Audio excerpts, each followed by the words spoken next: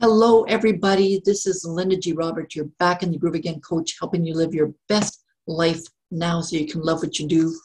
I am reading Chapter 9 of Dr. Wayne Dyer's Being in Balance, 9 Principles for Creating Habits to Match Your Desires. Chapter 9, Earth's Crammed with Heaven, Balancing Your Spiritual Life with Your Material Life. And here are the first 2 quotes. Life in the world and life in the spirit are not incompatible. The Upanishads. The majority of men live without being thoroughly conscious that they are spiritual beings. Soren Kierkegaard. I really didn't pronounce that properly. All right, here we go. Chapter 9. Heaven should not be thought of as a place you'll ultimately arrive at once you leave this earthly existence. Rather, it seems to me that you'd want to experience heaven right here on earth. As the title of this chapter suggests, from a poem by Elizabeth Barrett Browning, earth itself is crammed with heaven. Do you see heaven in your daily life? Do you feel as if you're in a heavenly world? If the answer is no, then you're out of balance. You've probably made your physical world the primary focus of your life with little or no attention to the heavenly part of your earthly existence. What this imbalance looks like. When you place the larger part of your life energy on the material world, you are generally in a continual state of worry about your stuff, and you feel like you never get ahead in the game of life. Virtually all of your mental energy is focused on what you have or don't have. You assess your worth based on such material issues as what kind of automobile you drive or how fashionably you dress. You may even feel inferior because other people have more stuff. This imbalance between the spiritual and material world usually means that indebtedness is a way of life. Your desire to have bigger, better, and more expensive stuff leads to borrowing money and greater financial obligations. Before long, debt exceeds your ability to pay for those material acquisitions. When you're overly involved with the physical to the exclusion of the spiritual, you place a heavy emphasis on winning, becoming number one, and comparing yourself to others. Our preoccupation with the material aspects of life leads to looking at life in a superficial way, where appearance is viewed as more important than substance. In fact, how it looks supersedes how it feels. What others think is the most important measuring device, and how you stack to externally imposed standards become all important. A devastating aspect of spiritual material imbalance is the amount of time and mental energy spent on monetary considerations. Money becomes the single most important standard for evaluating everything, including your happiness, where appearance, performance, and acquisitions are all that you notice. This consciousness prevents you from recognizing that right here, right now, wherever you reside is crammed with heaven. Rather than looking for heaven on earth, you're condemned by your thinking process to live with the consequences of this disproportionate view of life. The impact of imbalance. When you're out of balance with life heavily weighed down on the material side of the scale, you pay a hefty price. The most serious consequence is that you see yourself in a false manner. Your true essence is spiritual rather than physical, but you're unable to recognize this. Your infinite self is never born and never dies. When you tip the balance scales in favor of the material world, you're identifying with an unstable ally that's forever changing. Your body, your possessions, your achievements, and your finances are all ephemeral. They come and go like the wind. Every time you think that you've arrived, whether it would be physical appearances or loads of money, something will change. In these arenas, you will always revert to some form of striving, uncertainty, and anxiety. Your preoccupation with being so materially weighed down on the balance scale is full of stress and worry. Your obsession with your body and how it looks turns into bitterness and angst as it goes through the aging process and leaves what you thought was the real you as only a memory, an illusion that can't be recaptured. Similarly, your possessions wear out, become antiquated, lose their value, or just disappear. Equalizing the balance scale. Heaven is a state of mind, not a location. Since spirit is everywhere and in everything, you can begin equalizing your material and spiritual life by making a conscious decision to look for the unfolding of spirit in everything and everyone that you encounter. I personally do this by making an effort to look upon my world as if I were observing it through lenses that filter out the form and all of the material aspects of what I'm seeing. And I can only view the spiritual energy that allows what I'm noticing to exist. Try putting on these imaginary magical lenses and see how different everything appears. The natural world is a pleasant place to begin this experiment. Nature. When you look at a tree without these imaginary form filtering lenses, you may see branches, blossoms, leaves, and perhaps mangoes or plums. With your enchanting new lenses, the lines that form tree boundaries dissolve, and there's an energy vibrating so fast that it gives a whole new perspective of the tree. You see the spaces between the leaves and notice the silence of the now defunct acorn or mango pit out of which the first sprout of creation emerged, jump-starting the whole process that eventually became the tree you're looking at. You see the continuation of this life-giving process residing deep within the tree that lets it sleep in the winter and blossom in the spring and on to infinity, or at least for the duration of its life, disappear. Because of your imbalance in this dimension, you're left feeling empty, purposeless, and cheated.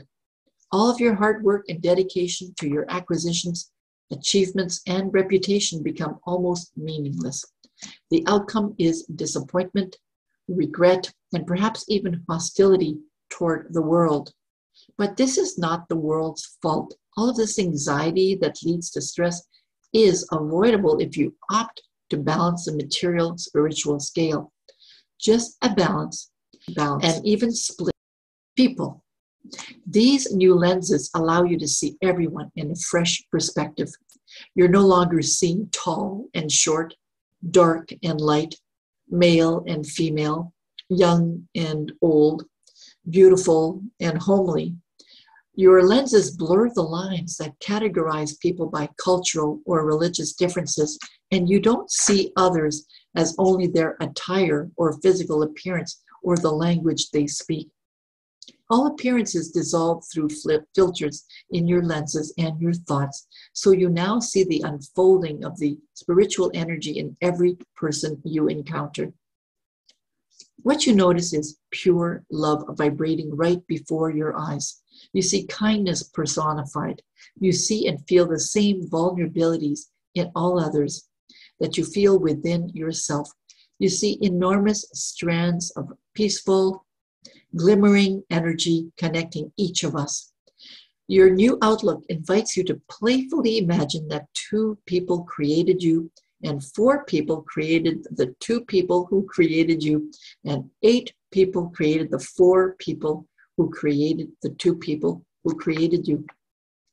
As we go back a few more generations to the times of Abraham Lincoln, there are 16,000 people you're related to who had to come together to create you. We can imagine going back to the time of Socrates and puzzle over the apparent math we come up with. Trillions of people were needed to harm because you see clearly that we're related. In fact, we're all one. From here, you can extend your perspective to include more of life. Events. Where you once viewed the comings and goings of people as pure hapstance in current time, shaping the events of your life and the lives of everyone else. Your new filtering lens allow you to see how all of these things are connected energetically. Now you see an infinite network of laser-like energies emanating from the thoughts of everyone, blending the events in everyone's life in energetic perfection. You see some people with very fast vibrations of energy matching up perfectly with the energy of the source of creation.